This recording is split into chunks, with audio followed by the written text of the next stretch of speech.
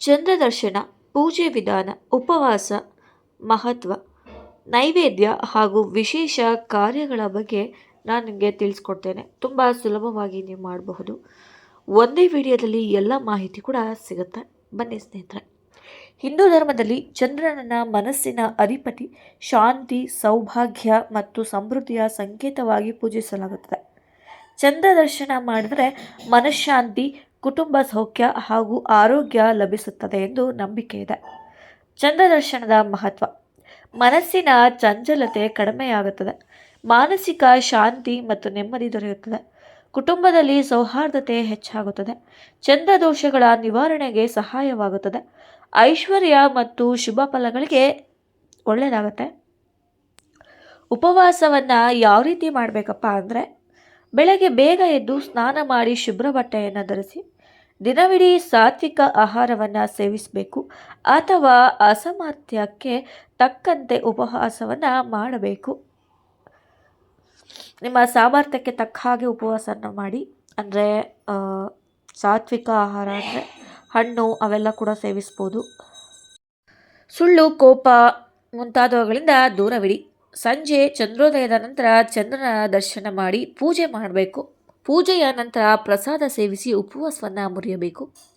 ಚಂದ್ರ ಪೂಜೆ ವಿಧಾನ: ಅಗತ್ಯ ವಸ್ತುಗಳು: ಬೆಳ್ಳಿ ಅಥವಾ ತಾಮ್ರದ ಪಾತ್ರೆ, ಹಾಲು, ನೀರು, ಬಿಳಿ ಹೂವುಗಳು, ಅಕ್ಷತೆ, ಕರ್ಪೂರ, ದೀಪ, ಸಕ್ಕರೆ ಅಥವಾ ಕಲ್ಸಕ್ಕರೆಯನ್ನು ನಾವು ನೈವೇದ್ಯಕ್ಕೆ ಇಡ್ಬೋದು. ಪೂಜೆ ಮಾಡುವ ಕ್ರಮವನ್ನು ಹೇಳ್ತೇನೆ. ಚಂದ್ರೋದಯದ ಸಮಯದಲ್ಲಿ ಪೂರ್ವ ಅಥವಾ ಉತ್ತರ ದಿಕ್ಕಿಗೆ ಮುಖ ಮಾಡಿ ನಿಲ್ಲಿ. ದೀಪ ಹಚ್ಚಿ ಚಂದ್ರನಿಗೆ ನಮಸ್ಕಾರ ಮಾಡಿ ತಾಮ್ರದ ಪಾತ್ರೆಯಲ್ಲಿ ನೀರು ಹಾಗೂ ಹಾಲು ಸೇರಿಸಿ ಅರ್ಘ್ಯವನ್ನು ಅರ್ಪಿಸಬೇಕು. ಬಿಳಿ ಹೂವು ಅಥವಾ ಅಕ್ಷತೆಯನ್ನು ಅರ್ಪಿಸಬೇಕು. ಚಂದ್ರ ಗಾಯತ್ರಿ ಅಥವಾ ಚಂದ್ರ ಮಂತ್ರವನ್ನು ಜಪಿಸಿ ಕರ್ಪೂರ ಆರತಿ ಮಾಡಿ ಪ್ರಾರ್ಥನೆ ಸಲ್ಲಿಸಬೇಕು. ಮತ್ತು ಚಂದ್ರ ಗಾಯತ್ರಿ ಮಂತ್ರವನ್ನು ನಿಮಗೆ ಗೊತ್ತಿದ್ರೆ ಹೇಳಿ, ಇಲ್ಲ ಅಂದರೆ ನಾನು ನಿಮಗೆ ಹೇಳ್ತೇನೆ. ಮತ್ತು ಚಂದ್ರನಿಗೆ ಬಿಳಿ ಬಣ್ಣದ ಪದಾರ್ಥಗಳನ್ನು ಅರ್ಪಿಸುವುದು ಶುಭವಾಗಿರುತ್ತದೆ. ಹಾಲು, ಮೊಸರು, ಪಾಯಸ, ಕಲ್ಸಕ್ಕರೆ, ಸಕ್ಕರೆ ಪೊಂಗಲ್ಲು, ಬಾಳೆಹಣ್ಣು, ತೆಂಗಿನಕಾಯಿ, ಅಕ್ಕಿ ಪಾಯಸ ಇವೆಲ್ಲ ಮಾಡಬೇಕು, ಒಳ್ಳೆಯದಾಗುತ್ತೆ. ಮಾಡಬೇಕಾದ ವಿಶೇಷ ಕಾರ್ಯಗಳು ಯಾವುದಪ್ಪ ಅಂದರೆ, ಶಿವನಿಗೆ ಹಾಲಿನ ಅಭಿಷೇಕ ಮಾಡುವುದು, ಬಡವರಿಗೆ ಹಾಲು, ಅಕ್ಕಿ ಅಥವಾ ಬಿಳಿ ವಸ್ತ್ರ ದಾನ ಮಾಡುವುದು, ಆಮೇಲೆ ಓಂ ನಮಃ ಶಿವಾಯ ಮಂತ್ರವನ್ನು ಜಪಿಸಿ, ವಿಷ್ಣು ಸಹಸ್ರನಾಮ ಅಥವಾ ಚಂದ್ರ ಸೂತ್ರ ಪಠಿಸಿ, ತುಳಸಿ ಪೂಜೆಯನ್ನು ಮಾಡಬೇಕು. ತಾಯಿ ತಂದೆಯರ ಆಶೀರ್ವಾದವನ್ನು ಪಡಿಬೇಕು. ದೊರೆಯುವ ಫಲಗಳು: ಮನಃಶಾಂತಿ, ಆರೋಗ್ಯ ವೃದ್ಧಿ, ದಾಂಪತ್ಯ ಸೌಖ್ಯ, ಸಂತಾನ ಭಾಗ್ಯ, ಆರ್ಥಿಕ ಪ್ರಗತಿ, ಚಂದ್ರ ದೋಷ ನಿವಾರಣೆ ಆಗುತ್ತೆ, ಕುಟುಂಬದಲ್ಲಿ ಸುಖ ಶಾಂತಿ ಹೆಚ್ಚಾಗುತ್ತದೆ.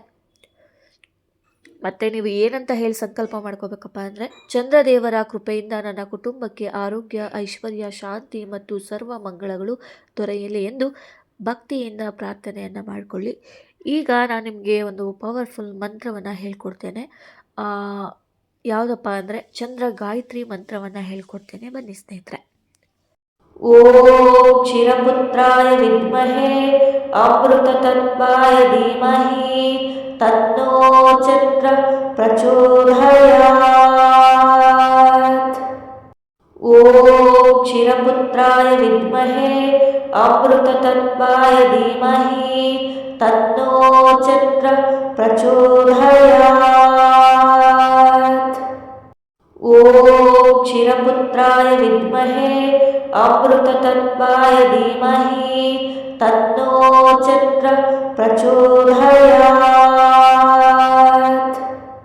ಓಂ ಕ್ಷೀರಪುತ್ರಾಯ ವಿದ್ಮಹೇ ಅಮೃತತತ್ವಾಯ ಧೀಮಹಿ ತನ್ನೋ ಚಂದ್ರ ಪ್ರಚೋದಯಾತ್. ಓಂ ಕ್ಷೀರಪುತ್ರಾಯ ವಿದ್ಮಹೇ ಅಮೃತತತ್ವಾಯ ಧೀಮಹಿ ತನ್ನೋ ಚಂದ್ರ ಪ್ರಚೋದಯಾತ್. ಓಂ ಕ್ಷೀರಪುತ್ರಾಯ ವಿದ್ಮಹೇ ಅಮೃತತತ್ವಾಯ ಧೀಮಹಿ ತನ್ನೋ ಚಂದ್ರ ಪ್ರಚೋದಯಾತ್. ಓಂ ಕ್ಷೀರಪುತ್ರಾಯ ವಿದ್ಮಹೇ ಅಮೃತತತ್ವಾಯ ಧೀಮಹಿ ತನ್ನೋ ಚಂದ್ರ ಪ್ರಚೋದಯಾತ್. क्षीरपुत्राय विद्महे अमृततत्त्वाय धीमहि तन्नो चक्रः प्रचोदयात्। ॐ क्षीरपुत्राय विद्महे अमृततत्त्वाय धीमहि तन्नो चक्रः प्रचोदयात्। ॐ क्षीरपुत्राय विद्महे अमृततत्त्वाय धीमहि तन्नो चक्रः प्रचोदयात्। ॐ क्षीरपुत्राय विद्महे अमृततत्त्वाय धीमहि तन्नो चक्रः प्रचोदयात्। ॐ क्षीरपुत्राय विद्महे अमृततत्त्वाय धीमहि तन्नो चक्रः प्रचोदयात्। ॐ क्षीरपुत्राय विद्महे अमृततत्त्वाय धीमहि तन्नो चक्रः प्रचोदयात्। ॐ क्षीरपुत्राय विद्महे अमृततत्त्वाय धीमहि तन्नो चक्रः प्रचोदयात्। ॐ क्षीरपुत्राय विद्महे अमृततत्त्वाय धीमहि तन्नो चक्रः प्रचोदयात्। ॐ क्षीरपुत्राय विद्महे अमृततत्त्वाय धीमहि तन्नो चक्रः प्रचोदयात्। ॐ क्षीरपुत्राय विद्महे अमृततत्त्वाय धीमहि तन्नो चक्रः प्रचोदयात्। ॐ क्षीरपुत्राय विद्महे अमृततत्त्वाय धीमहि तन्नो चक्रः प्रचोदयात्।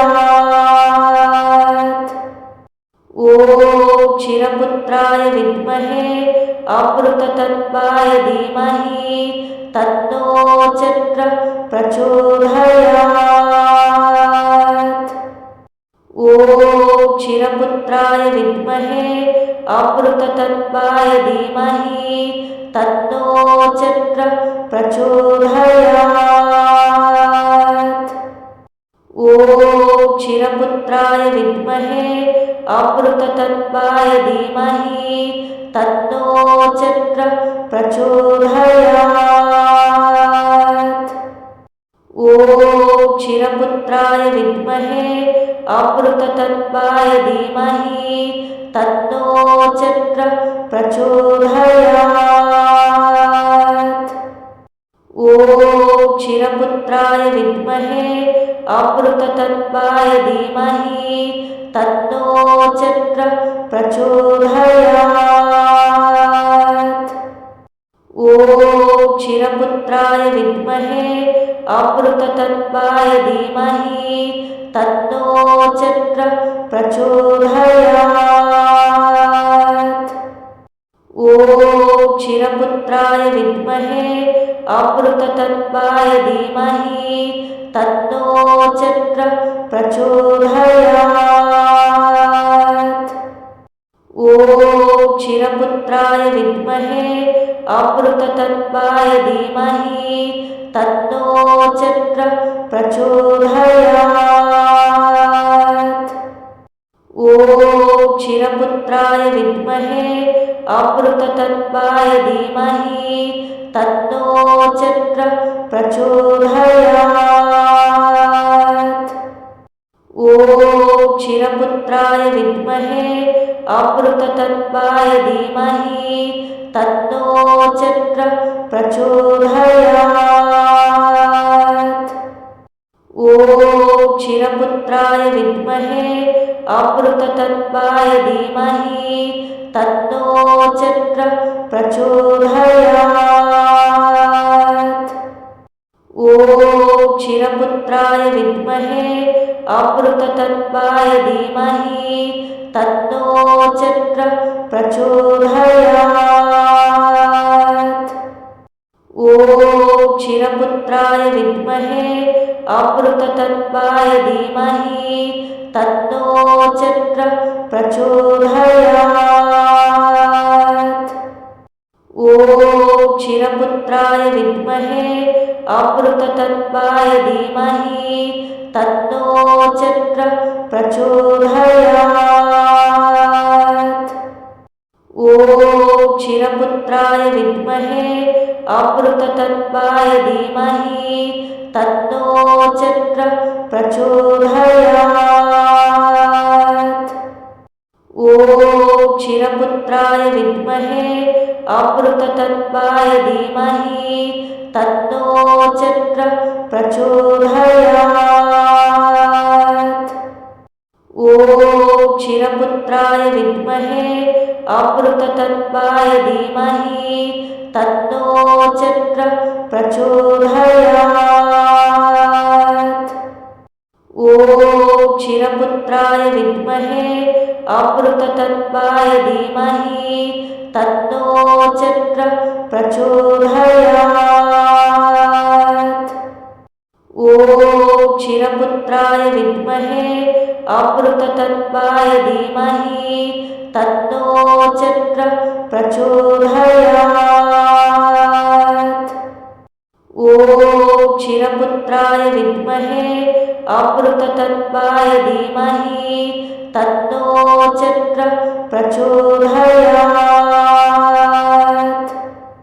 ॐ क्षीरपुत्राय विद्महे अमृततत्त्वाय धीमहि तन्नो चक्रः प्रचोदयात्। ॐ क्षीरपुत्राय विद्महे अमृततत्त्वाय धीमहि तन्नो चक्रः प्रचोदयात्। ॐ क्षीरपुत्राय विद्महे अमृततत्त्वाय धीमहि तन्नो चक्रः प्रचोदयात्। ॐ क्षीरपुत्राय विद्महे अमृततत्त्वाय धीमहि तन्नो चक्रः प्रचोदयात्। ॐ क्षीरपुत्राय विद्महे अमृततत्त्वाय धीमहि तन्नो चक्रः प्रचोदयात्। ॐ क्षीरपुत्राय विद्महे अमृततत्त्वाय धीमहि तन्नो चक्रः प्रचोदयात्। ॐ क्षीरपुत्राय विद्महे अमृततत्त्वाय धीमहि तन्नो चक्रः प्रचोदयात्। ॐ क्षीरपुत्राय विद्महे अमृततत्त्वाय धीमहि तन्नो चक्रः प्रचोदयात्। ॐ क्षीरपुत्राय विद्महे अमृततत्त्वाय धीमहि तन्नो चक्रः प्रचोदयात्। ॐ क्षीरपुत्राय विद्महे अमृततत्त्वाय धीमहि तन्नो चक्रः प्रचोदयात्। ॐ क्षीरपुत्राय विद्महे अमृततत्त्वाय धीमहि तन्नो चक्रः प्रचोदयात्। ॐ क्षीरपुत्राय विद्महे अमृततत्त्वाय धीमहि तन्नो चक्रः प्रचोदयात्। ॐ क्षीरपुत्राय विद्महे अमृततत्त्वाय धीमहि तन्नो चक्रः प्रचोदयात्। ॐ क्षीरपुत्राय विद्महे अमृततत्त्वाय धीमहि तन्नो चक्रः प्रचोदयात्। ॐ क्षीरपुत्राय विद्महे अमृततत्त्वाय धीमहि तन्नो चक्रः प्रचोदयात्। ॐ क्षीरपुत्राय विद्महे अमृततत्त्वाय धीमहि तन्नो चक्रः प्रचोदयात्। ॐ क्षीरपुत्राय विद्महे अमृततत्त्वाय धीमहि तन्नो चक्रः प्रचोदयात्। ॐ क्षीरपुत्राय विद्महे अमृततत्त्वाय धीमहि तन्नो चक्रः प्रचोदयात्। ॐ क्षीरपुत्राय विद्महे अमृततत्त्वाय धीमहि तन्नो चक्रः प्रचोदयात्। ॐ क्षीरपुत्राय विद्महे अमृततत्त्वाय धीमहि तन्नो चक्रः प्रचोदयात्। ॐ क्षीरपुत्राय विद्महे अमृततत्त्वाय धीमहि तन्नो चक्रः प्रचोदयात्। ॐ क्षीरपुत्राय विद्महे अमृततत्त्वाय धीमहि तन्नो चक्रः प्रचोदयात्। ॐ क्षीरपुत्राय विद्महे अमृततत्त्वाय धीमहि तन्नो चक्रः प्रचोदयात्। ॐ क्षीरपुत्राय विद्महे अमृततत्त्वाय धीमहि तन्नो चक्रः प्रचोदयात्।